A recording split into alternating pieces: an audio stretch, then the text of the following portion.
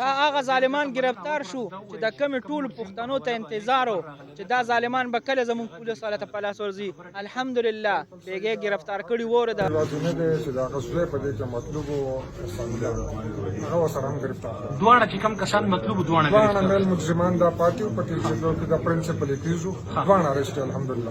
دا راته ووایه چې هم د دې خوازخیل یا د دې مضافاتونه دوی گرفتار شوي دي که نه لږ د لرې دا ځینې د تفتیش خبرې دي اوس ریسنټلی ارشت چې کله انویسټیګیشن او دغه وشي څه خبرې بیا لیکېږي دا په تفتیش باندې اثر پرې باسي.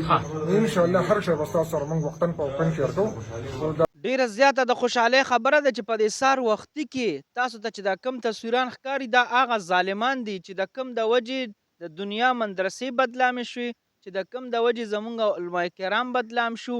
دا هغه ظالمان دي چې دا شکر دی زمونږ د سوات پولیس دواړه گرفتار که. دا هغه اصل مجرمان دي چې دا گرفتار شو.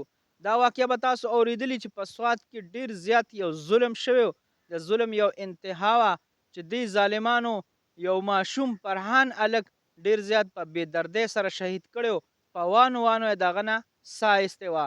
او شکر دی چې زمونږ د سوات پولیس شپه ورځ په ځان باندې یو کړي او دا ظالمان یې ګرفتار که بیګا. نو ډیره زیاته د خوشحالۍ خبره ده. تاسو په دې باندې ډیرې زیاتې ویډیوګانې اورېدلې، موږ سره علما کرام انټرویوګانې کړي.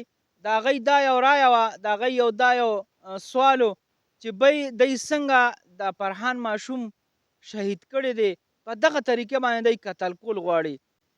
تاسو څه رایه وایئ؟ په خپله په کمنټ کې خپله رایه لازمي را پیش کړئ.